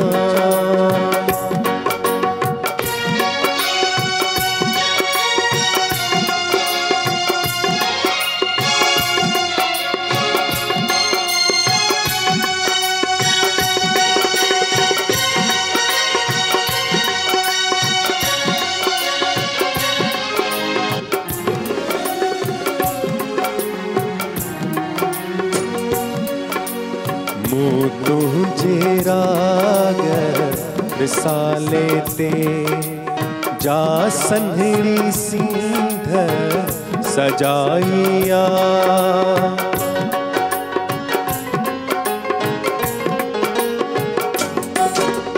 मूं तुझे राग रिसाले ते जा सन्हड़ी सींध सजाइया हर माण्हू भींडो हयो आहे हर घर घिटी ॼण पाहिया उत किरणन जी का कूक कजान उत किरणन जी का कूक कजान ए चंद्र भिटाई खेचे जा चेहरा तुम तो थे बेत चया सारात अञा भी जारी आए सिजन गायूं की न छॾियूं हू पंध परे जो वारिया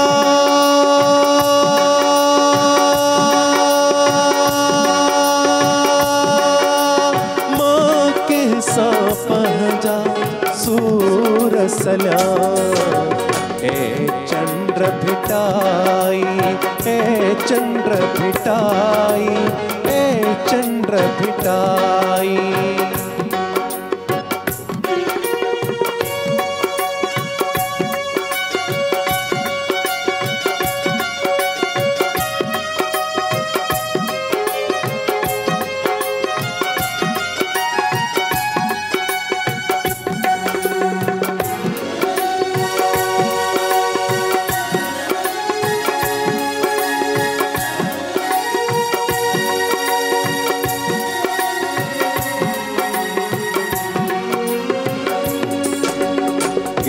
अंधकार अंधा क्या है था माण्हू तो खे शाह चवन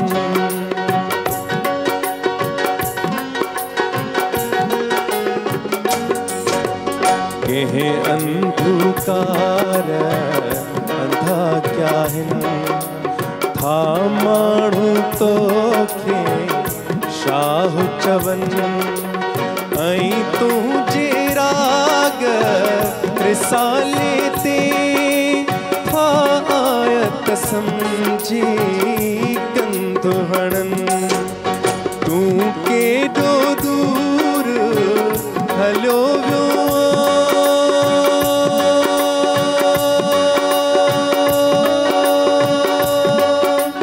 तू केॾो दूर हलो चंद्र भिटाई खेचे जा कल रात तो तेरे बेत चया सारात भी जारिया ऐसे जन गायो की न छॾियूं हू पंध परे जो वारिया